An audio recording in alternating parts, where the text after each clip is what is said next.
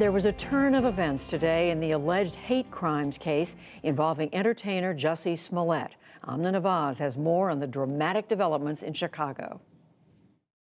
Nearly 3 weeks after claiming he was the victim of a racist and homophobic attack, Empire actor Jussie Smollett appeared in a Chicago court after turning himself in, accused of staging the attack himself.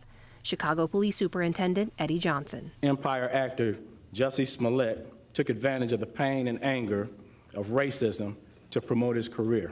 This stunt was orchestrated by Smollett because he was dissatisfied with his salary. Hey, Jesse, back to the left. Smollett, who is black and gay, said he was beaten by 2 men on a downtown Chicago street on January 29th. He said the men yelled racist and homophobic slurs and told him, quote, "This is MAGA country," referring to President Trump's Make America Great Again slogan. Smollett said they looped a noose around his neck and threw bleach on him. A wave of sympathy and outrage quickly spread in response. From Lee Daniels, Empire's co-creator. Hold your head up, Jussie. I'm with you. I'll be there in a minute. Activists like Al Sharpton. It is extremely appalling to people like me that fight hate crimes all over the country. Even presidential candidates. New Jersey Democratic Senator Cory Booker called it a, quote, modern-day lynching. But Chicago police said they interviewed over 100 people and reviewed 55 surveillance cameras. Last week, they detained and questioned 2 brothers, Abimbola and Olumbijo Osundiaro. They were held for nearly 48 hours, then released without charges. On Saturday, police said the brothers provided information that, quote, shifted the trajectory of the investigation. Meanwhile, on February 14th, Smollett addressed those doubting his story in an interview on Good Morning America. Listen, if I tell the truth, then that's it, because it's the truth. Mm-hmm. Then it became a thing of like, oh, how can you doubt that? Like, how do you not believe that? It's the truth. And then it became a thing of like, oh, it's not necessarily that you don't believe that this is the truth. You don't even want to see the truth. Chicago police now claim the assault was staged, carried out by the 2 brothers who were paid $3,500 by Smollett. Superintendent Johnson said his department wasted resources and that Smollett should apologize. I just wish that the families of gun violence in this city got this much attention. Smollett is now facing a charge of filing a false police report. The 36-year-old faces up to 3 years in prison and could be forced to repay the cost of the nearly month-long investigation. For his part, Jussie Smollett's attorneys have denied that he played any role in the attack and promised to mount a strenuous defense of their client. For more on the apparent unraveling of Smollett's case and what some of the potential reverberations might be, we turn to Derrick Clifton. He covers social and cultural issues for NBC News and others, and he joins us now from Chicago. Derrick, welcome to the NewsHour. I got to ask you, when this story first came out, the details were so specific and so horrific. They led to that outpouring of support and sympathy. Why was it, you think, there was such a rush for people to step up and call for justice and want to believe the story as it was laid out?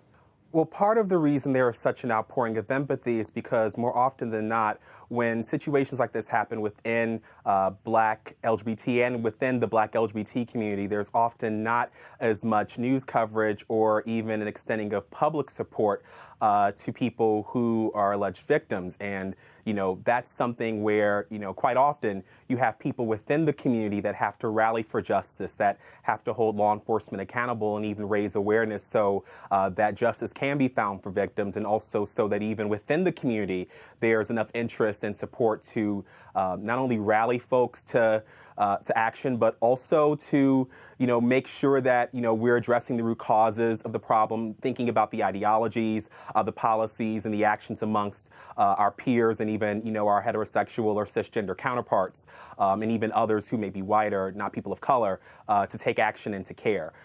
So there is that premise to not only support but also believe people when they do come forward with reports like this, but also to make sure we verify and to hold them accountable if indeed, rarely, is it some kind of hoax or fabrication.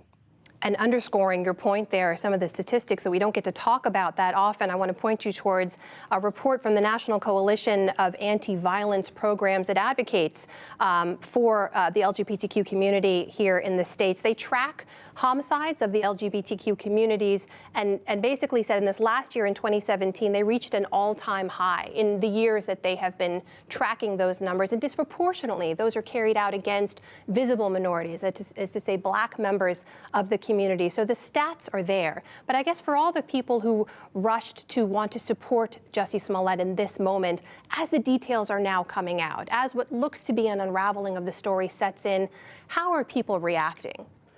Well, part of the reaction is utter, disbelief and in many ways disappointment with the allegations, especially since, and I note this in the piece at NBC Think, Jussie Smollett has a sizable platform within the community. He is, part of a surge of increased representation and visibility of Black LGBT people in entertainment and television within the last few years. And even outside of that, has been advocating for, HIV awareness, for resources in that regard, and also for support of historically Black colleges and universities. And so, when someone with a platform of this nature ends up wrapped up into, a situation where they may have been at the center of an alleged hoax hate crime, people are understandably dismayed and disappointed that one of their heroes may actually be doing a disservice to the community. So you have folks who feel as though their empathy was misplaced and that it was taken advantage of. But also the other side of that is that there is this palpable frustration that there's only an attention from some law enforcement and even the public to hate crimes in the community when there is a celebrity factor or when there is somebody that's high profile at the center of it. But quite often, the situations are going on without any attention, any care. And that's really what's underneath all of this, is how can we redirect the energy from an alleged hoax to the many other incidents that are happening all around us, even within the last few weeks, even month surrounding, this alleged incident. There are Black trans women who have been killed, and quite often, those are the people who are disproportionately impacted within Black and LGBT communities on this issue. Derrick, we should point out we're in the front end of this process to some degree, right? This legal process as it will unfold. We do not know what the ultimate outcome will be, and Jussie Smollett continues to deny the charge. His lawyers say they will defend him. He stands by his original story. But we need to consider that even just the allegation that this is a hoax, all the evidence as it's been laid out so far, will have some kind of an impact, both on people wanting to come forward and on people wanting to believe them. What do you think that impact could or might be? Well, it could just make people a little bit more skeptical to believe, victims when they do come forward, though it's important to remember that more often than not,